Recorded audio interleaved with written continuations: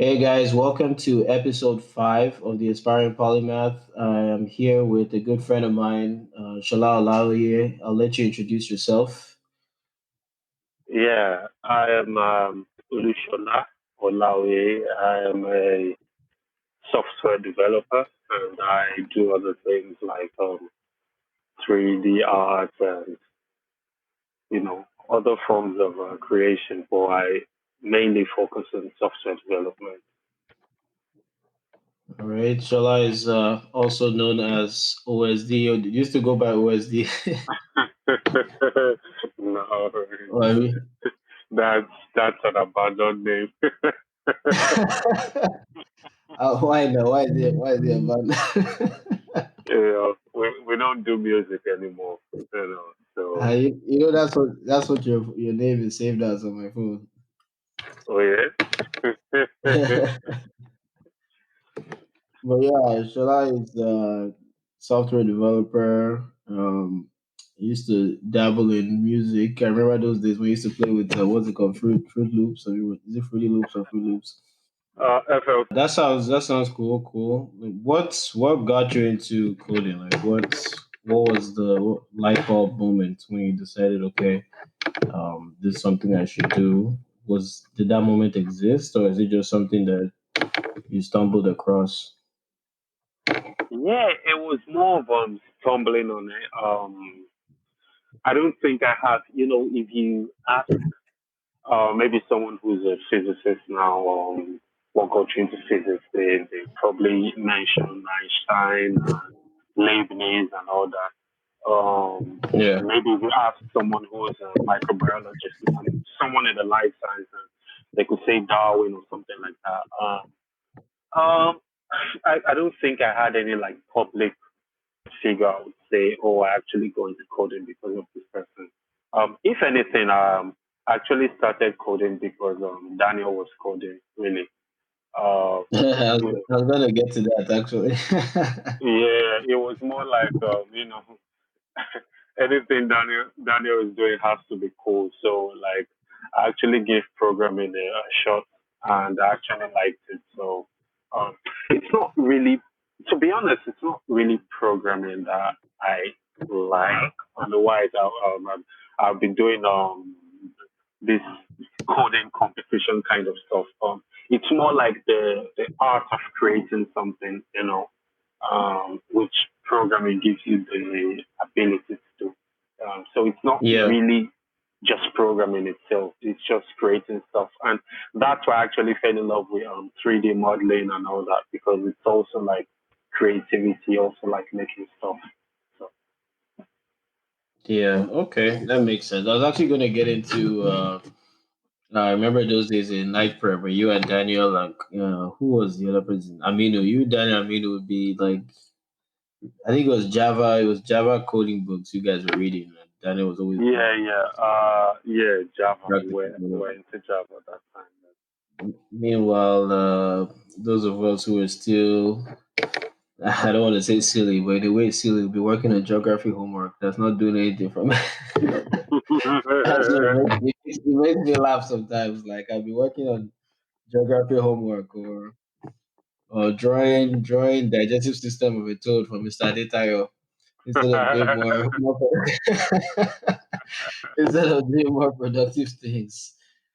Man, life is funny. Like I've been trying to get my sister into coding.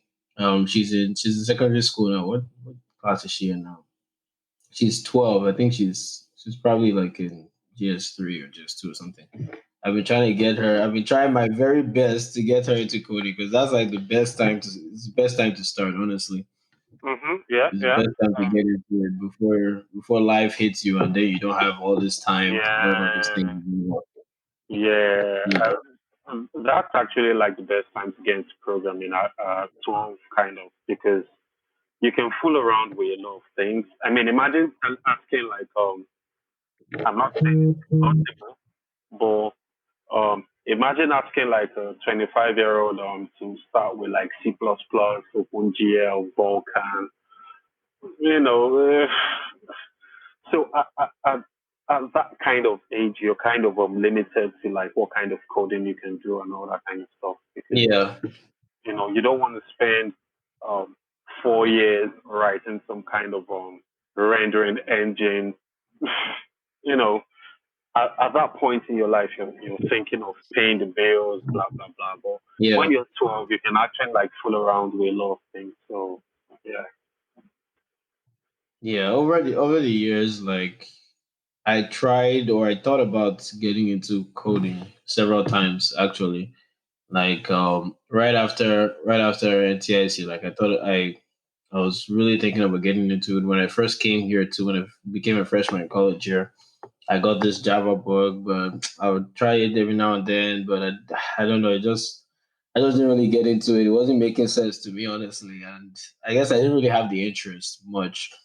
I think Mm, that's the best way to put it. I didn't really have much of the interest. I didn't want it to take time. I wanted it to be instant, but it wasn't gonna work like that. I think maybe it's also because I started with Java. Java was perhaps not the best one for me to start with, and it wasn't mm, until I took this computational physics class, and we are actually required to use some sort of coding. And the instructor wasn't teaching any coding; he would just give us physics problems, and we had to fix them with code, basically. We had to solve them with code. And the only thing he would do in class, and the only thing that was in our textbooks was Fortran code. Like I ended up learning Fortran 77. Like nobody even uses that stuff anymore. We ended up having to learn Fortran 77 and Fortran 90 in class and from the textbook just to get through that class. And then I hired this guy on campus to teach me C just on the side. Like I would meet him like every weekend for like 2 3 hours. And would teach me some stuff in C. So C was the first language I actually started learning. But I don't know what mm. happened. I lost contact. I lost contact with the guy, so I kind of forgot. I kind of stopped learning C and just kind of dropped it by the wayside. It wasn't until like a year after that I met this professor at my university at a judo club. Funny enough, the unlikeliest of places to meet him. And he told me, okay, I could come audit his class. He was teaching an intro class and he was teaching Python. So when I came into that class, I was like, wow, I heard about Python before, but I didn't know what it was. I was like, what is that? I don't know. I mean, Java and Java, C, those were like popular ones Yeah, at the time. At the time, anyways. These days, Python is a lot more popular. yeah, yeah. Yeah, but back then I didn't know what Python was. So I sat in this guy's class. I wasn't a student. He was just allowing me to audit the class. And I sat in the back and I was like paying attention to the class and I was like, wow, this is a lot more intuitive than this Java stuff that I've been looking at, all these Yeah, weird classes and see with all this scanf and all these weird brackets and forward slashes that I don't really I don't really want to get into. But Python seems a lot more low level, should I say, I guess. So it was a um, lot more I it was a lot more like easier to high get into or level. high is it high level. Yeah, high Yeah, level. So it high was more level. like it's closer to English than machine language, basically. Right. So that made it more interesting for me. It was a lot easier to get into that. And that's how I started my little journey, but I didn't really get serious with Python again until I had to use it for networking. Until I found a way to connect it to IT and connect it to networking. That's when I really got serious about Python. But yeah, Mm, it's weird. I feel like everybody needs maybe not necessarily like a light bulb moment, but you need something to drag you into it, kind of. yeah, kind of. Yeah. Mhm. Otherwise, it's the same way everything like fitness, everything like um, it's it's quite difficult for someone to like talk you into doing it. In most cases, you're just going to quit. Like, it's not. You just need that, that ignition that's going to like really get you into it and you know get you focused in it. So, Yeah. But anyways, let's talk about some of the stuff you've worked on. Like, what was the first major project that you'd say you worked on? interesting. I would say it depends on how you want to define major. Really, I would say I would say it was some should I call it game engine? Some crap I actually like made back in my second year at university. It was some Mortal Kombat clone. But what was Okay. cool was like I used Java. It was some game engine in quote like I made with Java, AWT, and all that. It was I didn't use any game engine for to make it, so it was like a 2D Mortal Kombat clone. It had this animation system of looping bunch of images to give the illusion of animation and all that. Yeah, it was. I had to stop that because school was just bombarding us with like lots of assignments, irrelevant assignments, and that you Yeah. just have to complete because you want your degree and all that. But I would say that's the first major one. I don't think I'll call it major by standards today, but I would say that was like my first real work on this project. Not class assignments kind of stuff, like actual project. Yeah. I would say the first. I wouldn't call it large, but the first bigger project I worked on anyway was my final year project, where I was building a software to simulate how laser light would refract um, when it hits different kinds of lenses like concave, convex, and all that kind of stuff. So it was a physics simulation software I built with Java and AWT. I also added some Swing because Swing allowed me. So Swing is a GUI library that lots of people are calling outdated today. Back when I started Swing, it was like the best thing since sliced bread. Uh, by today, everyone is calling Swing old school. It's old. Everyone is jumping on the Java FX bandwagon or something like that. And anyway, desktop apps aren't too popular anymore. But going back to the final year project, I would say that was like a really big project for me. And ever since then, things just got more complex. Like after then, I worked on a horror game. That was way more complex than my final year project, but less complex than the next one, which was the driving racing game. I worked in that for about 3 years. Oh wow, that's a long Yeah, list of stuff. yeah, it was. I think the first one I was aware of is one time when you were, I think you were trying to work on, I think it was a flight simulator you were trying to work on. I remember you were talking to me about physics equations for that. That was Yeah, like yeah, that was years ago. yeah. That was after I launched the trailer for that one. I couldn't relate it because it was just taking too long to finish. That was after the racing game I launched the trailer for Turbulence. Turbulence was, Oh I don't know. really? That came after Driver's Call. Yes, I launched. Yeah, I launched Turbulence trailer. I think about this time last year. Okay, tomorrow would make it about this time last year. Exactly 1 year. Okay. Yeah. So, Yeah, go on, go on. yeah, yeah. So Turbulence was like was one of my, if not my most complex projects ever because yeah, it was just very very hard.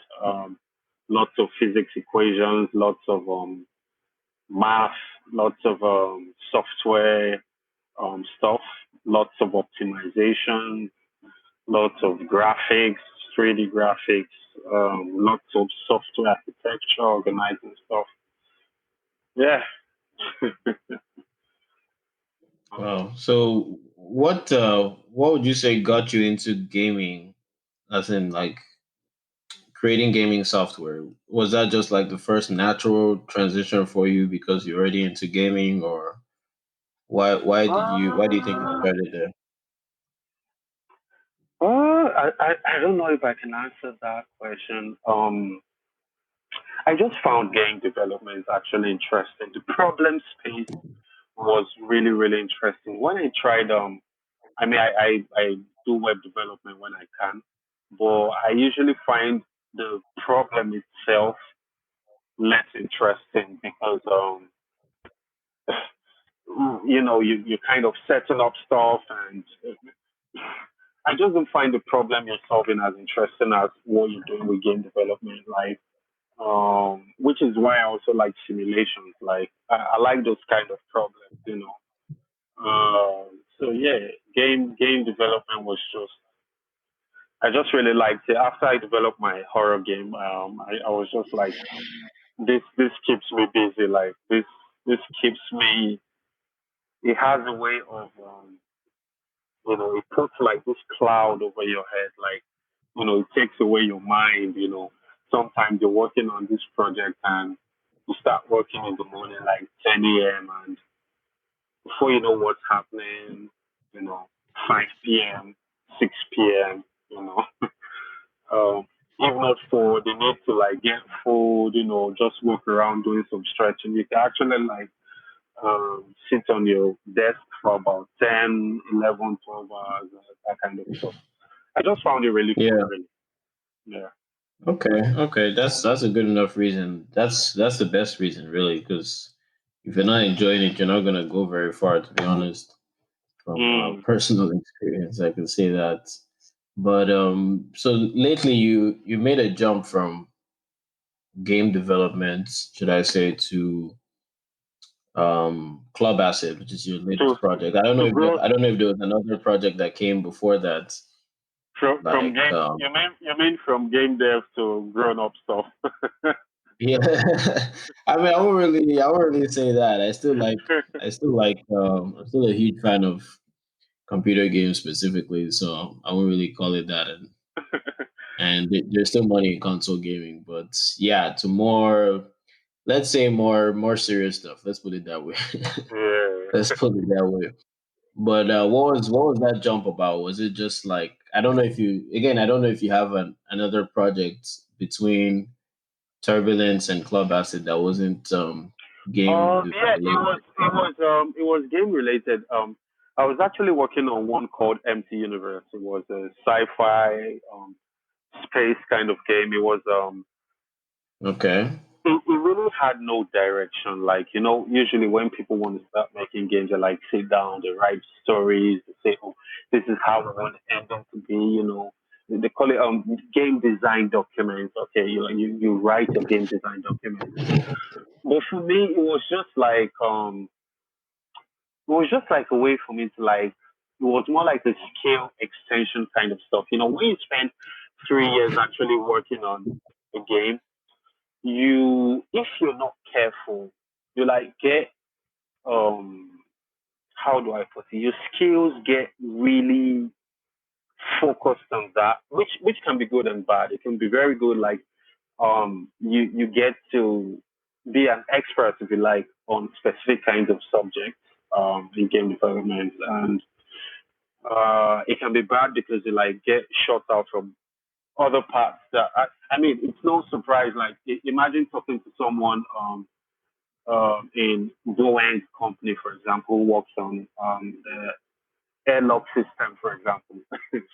Don't be surprised if that person has no idea how this engine or that engine works. I mean, that's just Yeah. given the fact that he's in the aviation industry. He just knows his work and his work alone. He probably has been designing airlock system for like the past 20 years. He's the world leading expert in that. And yeah, but he's taking this narrow line. So when I worked on um, the driver's mission for about 3 years, I was already like, you know, I already had this, I don't want to say expert knowledge, but like deep knowledge in racing games and all that. And I just wanted to like flex my muscles in other areas. So I started with MC Universe, and I was just like, the motivation was just make stuff and just put in the game. So I just looked for something like Fortnite, something quite disorganized, not nothing really, Fortnite has no storyline or Yeah. anything like that. It's just So just you play, wanted like a sandbox universe kind of. Yeah, like just play as you like. Just shoot stuff up and yeah, you know. Yeah. So it was a really aimless kind of game until this whole COVID thing came, and I was reading some stats in the news, and they're like, oh, talking about how rising infections and blah blah blah. And I went online and I searched the entire web except the dark web, obviously. I searched, I searched everything, and I just couldn't find any software, like any. There's a difference between like someone making some small scripts on YouTube that you can run on your web browser, and you know, I couldn't find an actual software I can do proper simulation on visual that would plot the graph and show me infection rising, effective rate of change, just nice analytical visual simulation software for infectious diseases. Um, it was just absent. I found one. Um, it was made by an organization called EDMOD. The name of the software is EMOD. They do disease simulation, and that was like the most complex one I found. And what I didn't really like about it was all command line based. They're like, oh, you need to, when you download the software, you unpack this and unpack that and write this, run this command. I'm like, Yeah. as a programmer How myself, many people are gonna do that? yeah, as a programmer myself, I'm not really a big fan of command line tools. I mean, if that's the only option, I use it. But I mean, if there's a tool I can click this and click that, why would I want to open command line interface? So I was wondering why epidemiologists or people in the public health field would have to battle, such horrors. And I was like, Yes. I can actually make this my next project.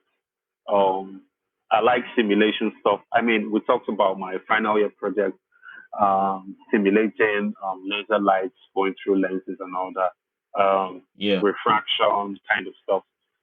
For my master's thesis, I did simulation of DNA, natural selection of Okay. DNA, simulating like natural selection of DNA and how genes are selected so for a specific environment kind of stuff.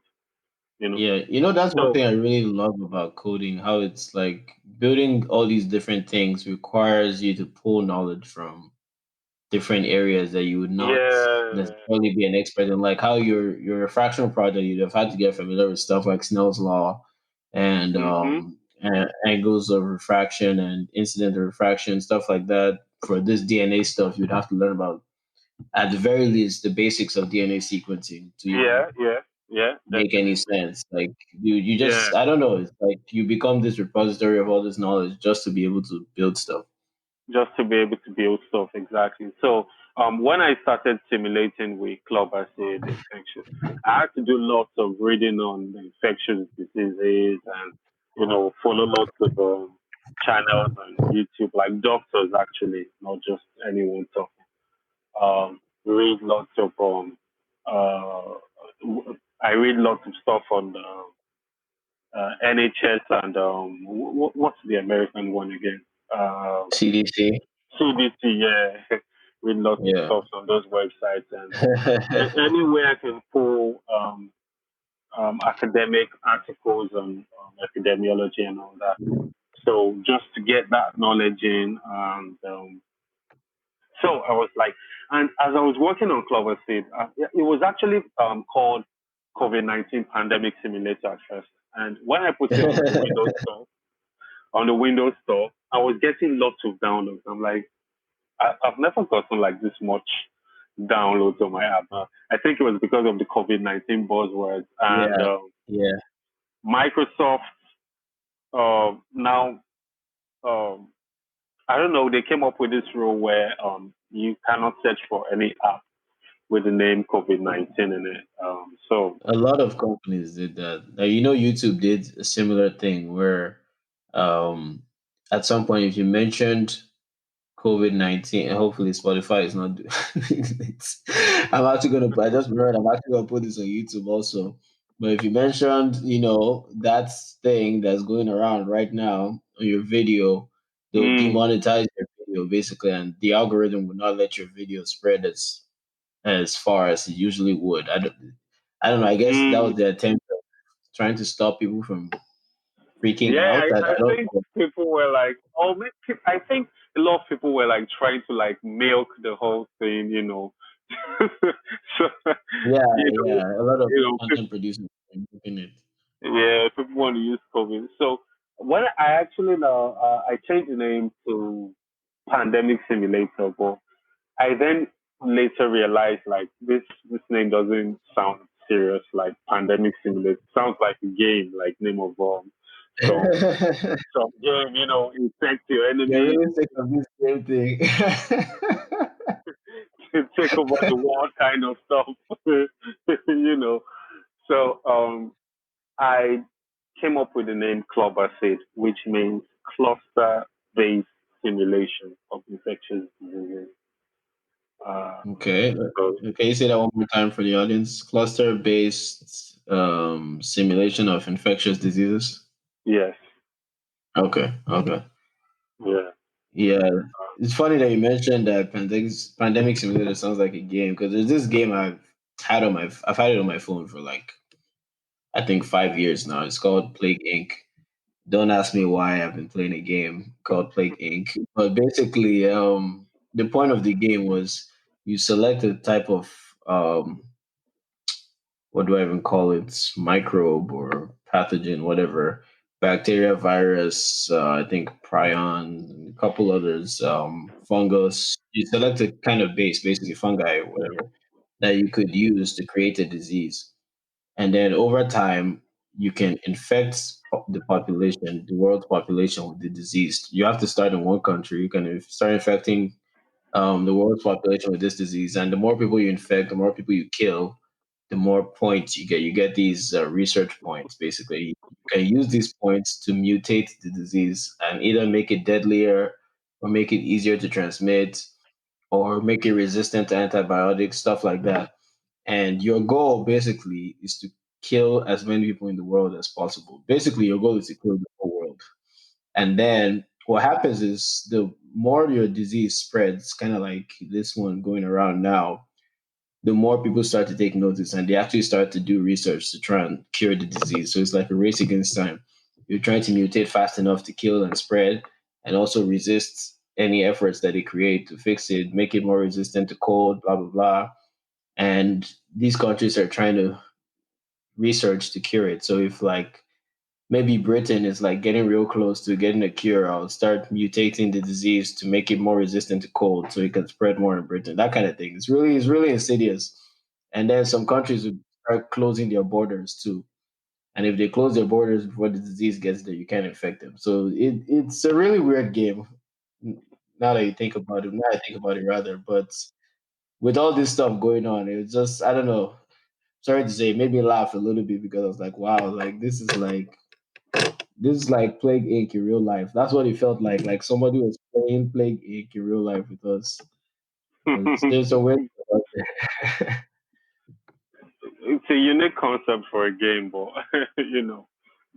so And the game is very well done. It's very, very complex. Like it's very well done. If anybody wants to go check it out, and it's been out for a minute now. mm, It's I don't know. They really went into. They must have gone into a lot of research in biology to be able to put that together, or mm, immunology, microbiology, all that stuff. It's very well mm, detailed. But mm, yeah, so when you created Club Acid, what was your go to when you okay? I don't know if you're exactly finished because it's very hard to put a period on stuff that you're creating, I guess. But when you got to a point where you're like, okay, this is like my minimum viable product. It works. You can do X, Y, Z. Like, what was your first go to use it mm. for? To This the thing is, when I started it, I it was just basic dots moving around and this can infect. So it was still on that, not so serious kind of level. And I was now like, I actually want to visualize this in a graph, plot the infection curve and everything like that. Infection, recovery, susceptible. Um, and I was plotting the graph, showing some details, number of infected people, number of. At that point, I was like, okay, this does something. Okay, so I uploaded that on Windows Store.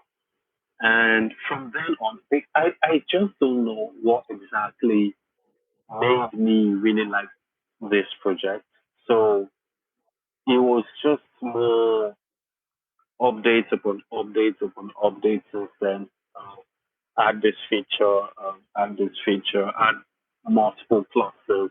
How is this cluster performing compared to this cluster? You can implement lockdowns in different clusters. You can say, oh, anyone can visit any location. You can say, okay, lockdown, but with X amount of X% disobedience rate. You can compare that with like, let's say there's a 10% disobedience rate to lockdown. So basically, let me explain what that means. In the lockdown feature, you're only supposed to go to like the location closest to you. And so disobedience just means you're just going to wherever location you like. And you can kind of like track that. How many percent disobedience do you need to make the whole lockdown thing kind of like pointless? Much less. Other things I added was like vaccination strategy. Okay, it's cool if we have vaccines for everyone and everyone can be vaccinated instantly, but that's not realistic. So if we had limited amount of vaccines and we wanted vaccinate X amount of people within X amount of days, what kind of effects are we going to have? I also did this kind of thing where usually people make this SR model susceptible, infectious, recovered. Um, but if you recover, what's to say you cannot get it again? You understand? Depending on the virus disease, depending on type of disease we actually simulating. So Yeah. for some diseases, the antibodies it's not going to last very long. So recovering from the disease doesn't guarantee lifelong immunity, that kind of stuff. So I also take that into consideration. What kind of disease are we simulating for? How does this disease spread? Is it droplets? Is it aerosol? Is it STDs? Is it close contact? So I just want to make it like a full package de facto standard of simulating infectious diseases. Okay. Makes sense. Makes sense. It's very it's a good time to be creating something like that, considering a lot of people are hinting that this is just the first of perhaps a number of viruses like this that we're going to see. Wink, wink, Bill Gates. He's been talking about this stuff since the early 2000s, I think. I don't know why he's so obsessed with the idea of this um, pandemic or, excuse me, virus thing, but he's been harping on this thing for I don't even know how long, over 10 years now, I believe. And just before a few years before this virus, he started talking about it again. I think don't quote me. I think it was a TED talk. I'm not sure. I don't remember exactly what it was, but he's been on this issue for a while, and he strongly believes that there's more where that came from. Um, Whichever side of the tinfoil hat you fall on, I mean, whether it's like a natural thing that's happening because humans are being careless, or I don't know, polar caps in the North Pole are being exposed, that we're seeing new types of microbes coming out, The or thing is, they're coming out of someone's lab. The thing is, yeah, yeah, yeah. Regardless of, so that's why I thought about, regardless of where they came from, or where it comes from, or where it will come from, whichever future one Yeah, yeah, is coming. yeah. We still need to. I just feel like this COVID thing, and we can go back to Ebola kind of stuff. Um, Ebola and COVID, you can argue Zika in the southern part of America some years back. Um, it took this kind of outbreaks for people to start educating themselves on, basic forms of hygiene and how diseases spread and all that. And it shouldn't Yeah. be so. I feel like it should be. I mean, we always told from when we were like really really small, when we were like really small children, wash your hands, do this, do that. Well, I feel we really need to revisit this topic of infectious diseases and how they spread, and it needs to be as common knowledge as ABC 1 to 3, and hopefully CLUBASID would play a role in ensuring that. Hopefully, yeah. Yeah. That's what I was saying. Like whichever side of the tinfoil hat you fall on, um, the measures that we have to take are still the same. Really, Mm. education, possibly vaccination. Again, depending on whichever side of the tinfoil hat you fall on. But yeah, like the same measures have to come into play also. And I think it's not so much that people don't know. I mean, I'm sure there are some people that don't know, especially in like low per capita income parts of the world, some parts of Nigeria. I'm sure there's some people that really don't know what they're supposed to be doing.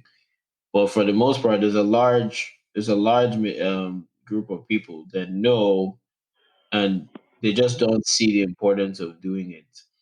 So I think that's why it took something like this to scare people into doing it almost. I know that sounds a little bit, that sounds a little bit sketch, especially mentioning Bill Gates 5 minutes ago, but I think it took that to scare people into doing it. Like, okay, I don't want to get infected. I'm going to wash my hands. I'm going to Mm. clean my hands with hand sanitizer. It's not like they didn't know. I mean, especially here in America, for instance, like I'd venture and say pretty much everybody here knew that they're supposed to wash their hands after leaving the bathroom, but lots of people didn't do it. I can tell you that lots of people didn't do it. Several times you hear somebody use the bathroom, they just walk straight out. Lots Mm. of people did not do it. Yeah, they didn't do it before. But now everybody's afraid now. Everybody, like, I remember especially around like May, everybody you hear everybody do the 20-second hand wash because nobody wants to get infected. So I don't know. I guess it's in a way it's human nature. If something is not at the forefront of your mind, if it does not seem like it's a direct Mhm. issue or direct threat, people tend to just relegate it to other parts. Just think of it as unimportant.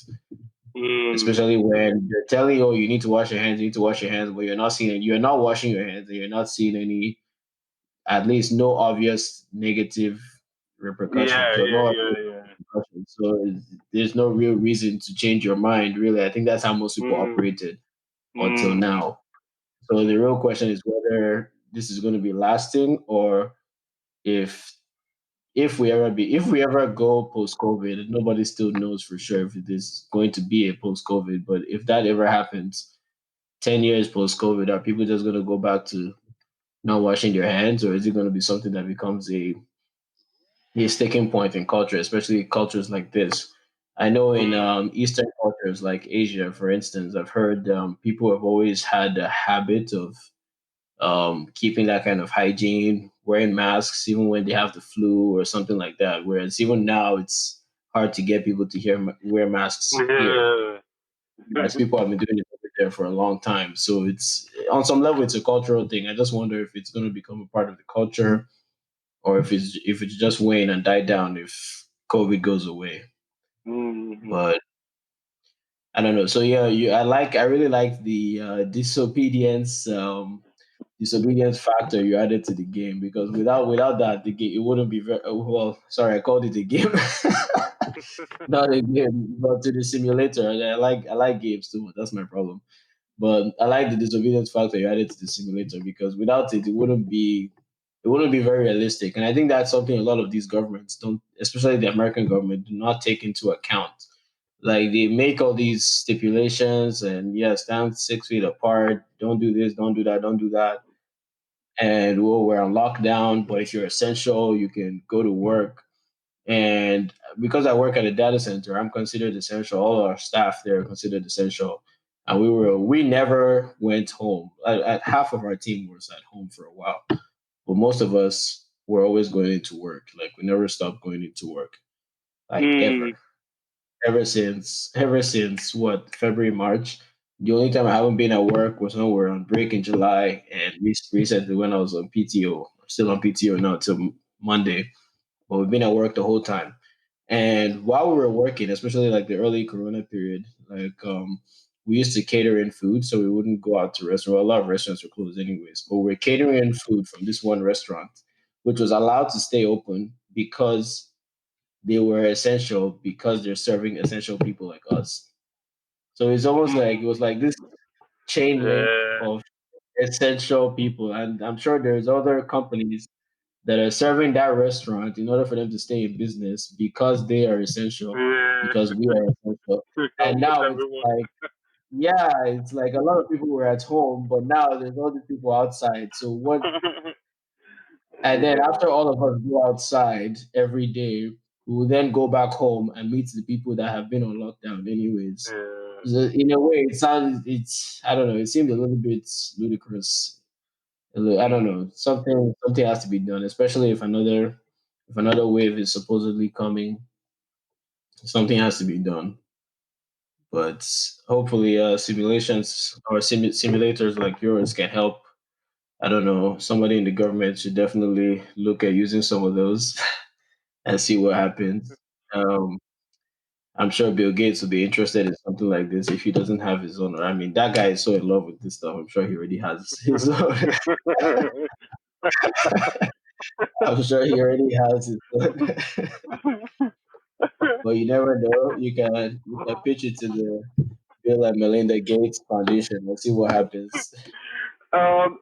he actually funds. I think so. I think you might want to like cross check. The Edmond organization. I think he's. Let me see if I can do like a quick search on that. I think um he in one way or the other funds Edmod, the organization I told you that did uh that does simulation for infectious diseases. Oh, the one that you said uses the command line. Yeah, Edmod, yeah. Yeah, why does that not surprise me? Yeah, yeah. I will need to confirm that, but I think I saw that somewhere. Yeah, I think so. Okay. Yes. I just somebody can fact check that for us, maybe. But yeah, that would not shock me at all. He's definitely big on that. It seems like his focus has almost completely left technology, and his eyes are What about fixed you? Do very you still permanently. do?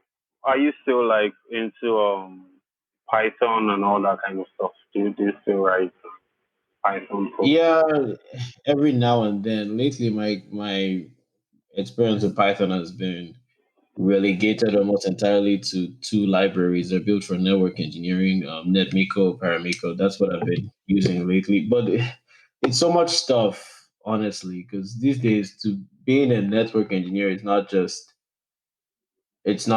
okay, work with these. It's like now you have to know everything. And I'm also trying to get into cloud engineering, which is why I'm getting more serious with Python. So there's learning to use AWS, which I've been doing for a while now. I got my AWS certificate. There's learning one scripting language. They usually want at least one or two scripting languages: Python, maybe Ruby or Go. I've even seen Go. I've seen. They want some of them want React JS, some of them want all of those things put together. Some of them want PHP. Um, they also want you to be good with Ansible. They also want you to know Kubernetes. They also want you to know Docker. They also want Uh, it's an endless list of stuff. Honestly, just go on LinkedIn, just look at there's cloud this engineering. You'll be there's this shocked. meme Like there's this how? meme on there's this meme that goes around the programming community. They're like, they want someone to have 5 years experience in Dino. Like Dino came out not up to five. Dino Oh, isn't up to yeah. 5 years old. Yeah. Or you want 50 years experience with React or something like that. you know. I was So I saw one funny meme like that where one guy was like he was applying to I don't think it was even a meme. I think it was from like it was on one of these forums like Reddit or one of these places. Maybe Reddit or what's the other one called? Stack. I don't know if it was Stack Overflow or Reddit. One of these things, yeah. Um, and he was saying he was applying for a position, and they were turning him down because he didn't have 10 years experience in this thing. I can't remember. I won't. I'll be lying if I say I remember what technology it was, but he said he told them, "Well, that doesn't make any sense. I should know because I created it 5 years ago." And it's a huge problem in recruiting because like it's almost like recruiters just they tell them go find somebody, and they just come up with these arbitrary wish lists of things that they yeah, want, and sometimes you they don't know. even know what those things really mean. I actually, I actually saw somewhere. I think this was a joke, but I'll just say anyway. Where like, you know, you need to be an expert in. I think they just called some random stack. They went all the way from like front end web dev stuff to back end web dev stuff, all the way to like graphics, OpenGL, and all that. I'm like, okay, this guy, these guys want some real life to start or something, you know. Yeah, it's crazy what's I don't know. It's crazy what some of those people demand. Like, especially if you're outside the industry trying to get inside, it won't even make any sense to you just looking at that stuff. Mhm. But Mhm. it is what it is. That's just how that's the lay of the land. I have to deal with it like that. But Yeah. yeah, okay. Before we close out here, what advice would you give to somebody who's looking to get into software development today? Like, I don't want to make it too generic, but let's say, what language would you advise them to learn? What kind of projects would you Um. advise them to start with? That kind of thing. Uh. You see, this is the problem. Yeah, it depends on what part of software engineering you want to get into. I would say. Um. Currently, the web is hot. Web dev is the most in Okay. demand. Um, I don't think I'll be advising anyone to, you know where I'm going with this, go down the game dev road. Like it's really, it's really tough out there. The streets are cold out there. The streets are cold, you know. So web dev kind of stuff. Um, Typical JavaScript, Python, you know, that kind of stuff. Dino framework looks like it's going to get hot. It looks like it's going to like take over Node.js and all that. Um, so JavaScript, TypeScript, you know, Python kind of stuff. Yeah, and if you're doing well in your industry and all that, I would really want to like question your motive open into like the tech industry. Most people think that, we're mining gold here and, all this job security and all that. And, you know, like if you're doing well in your industry, like it's okay if you want to do like tech and you want to build your own stuff and all that, that's cool. But I feel like a lot of people have this really unrealistic view, like getting to tech. Like And grass is they greener. You're right. yeah, they read some success stories and all that. Recently, I had someone who was telling me, Stripe, or is this Type or Stripe or whatever the name is, acquired Paystack, Nigerian company, Yeah, yeah. I for read about that. I about think that was not about earlier this year. yeah $200 million, and some of my guys are like, you see, this is why this tech, man. I need to do this tech. We need to make this. So like they read these success stories on papers and front page news headlines, and they think that's what the tech industry is like. Not saying they can be the next whoever, but you know it's not the norm. So I Just would really add want a dose of reality. mm, Yeah, it's good to always, like, whenever you hear stories like that, it's good to always at least do your own background research, like really look into it, or take it with a grain of salt. Like, the grass is not always greener. You always hear stories about stuff. And when you say the tech industry too, like, it's huge. Like, what are you specifically talking about? Like, mm, even network engineering alone is huge. It's completely mm, huge. There's so much you can do there. Networks, like, is huge. Before you go into stuff like cybersecurity and the different meanings that word can have. Also, like, what kind of yeah, analyst are you? Are you like working with firewalls and switches, or are you working with SAP systems, or like, what are you working? There's so many possible meanings to that word. Then before we even get into mm, development, and is it front end? Is it back end?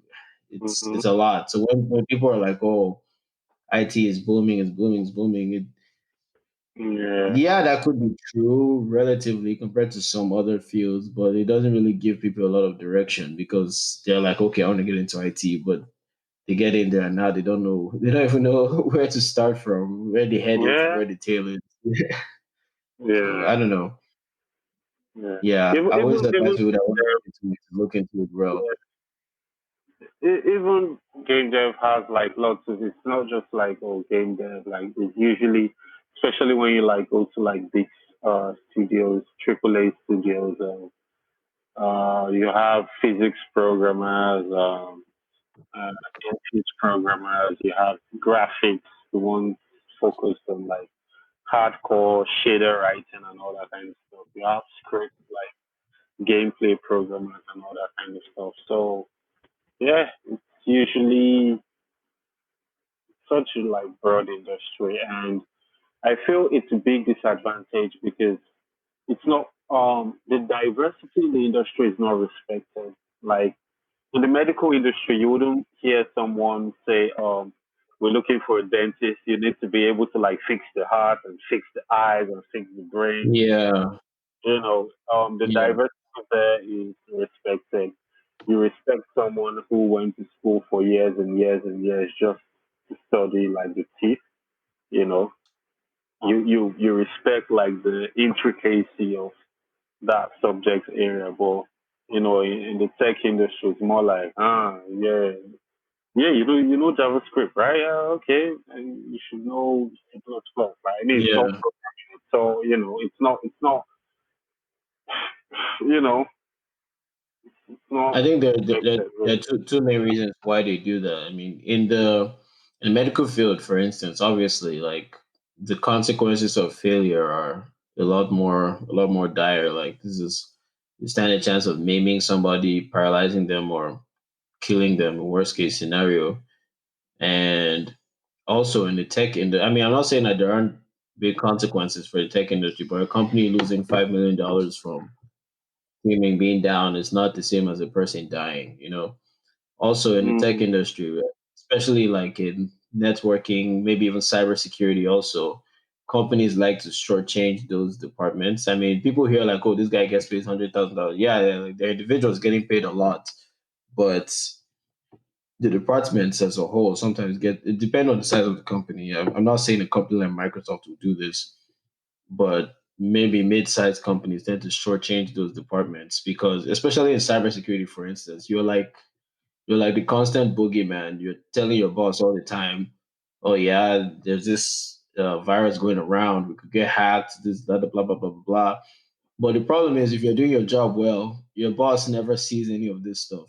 So then he starts wondering, "What am I spending all this? What am I spending all this money on? You know, what am I spending all this money on invisible things that don't exist?" Now you start looking like the boy that cried wolf, basically, because you're always telling them, "Okay, we need to upgrade this software." But he's like, "Why? We haven't gotten nothing happened. We get hacked. Business is booming. Why are we spending $2 million to get new software licenses and new hardware and everything when everything's working fine?" And then you have to explain and explain and explain. And then when something goes wrong, all of a sudden it's your fault. Isn't this your job? You're supposed to prevent this from happening. Why is this happening? You know, because of that reason, they want to like save all this money, and that leads them to wanting to get jack of all trades. Basically, they want one guy that can do JavaScript, that can do Go, that can do Python, they can also work their AWS systems, that can create all their instances, network everything. Maybe not one guy, but like four guys that can do all that instead of a department of 15 guys that would spread out all that work. Mm, And very often they can get away with it, I guess. yeah. But yeah, this has been fun. Hopefully somebody learned a thing or two. I don't know if you want to give the audience more information on where to find Club Acid or any of your previous projects. If you have like a centralized page or something like that, maybe just a social media info or something before we head out. Yeah. Yeah, you can find CLUBASID. It's free on the Microsoft Store. Just type in CLUBASID. And for more of my projects, you can check on my YouTube channel, Olusola Olaoye. And yes, you'll be able to find all my software projects I work on. I'm actually like, anyway, I'll talk about that. I'm actually like launching something on my YouTube channel. So it'll be like a documentary on Okay. steps I took to build my big project. So yeah, Okay. I'll post Okay. that on Cool. my Cool. YouTube channel. Cool. So yeah, So that's a Club Acid as in CLUBASID. yeah, yeah, yeah. And I'll link it in the description. I'll also, if you send me your YouTube, you send me a link to your YouTube page. I'll also link it in the description for anybody that wants to find them. All right. And yeah, thanks for hopping on. It's should be like what 12:15 right now in Lagos. Yeah, Sure, yeah, it's late over there. But yeah, this was fun. Hopefully, people learned a couple things here and there. Hopefully, some people will still want to go into game development. Even though yeah. you made it sound like hopefully they still want to go into game development. People like me still need games to play. We still need. I don't know. I still like games, indie games, kind of. So I hope Mm. people will keep trying to develop games for people like me, and hopefully some of them will reach out to you if they're interested. And yeah, thanks again for that for hopping on. All Um, right. see you next time, I guess. All right. Okay. See you soon.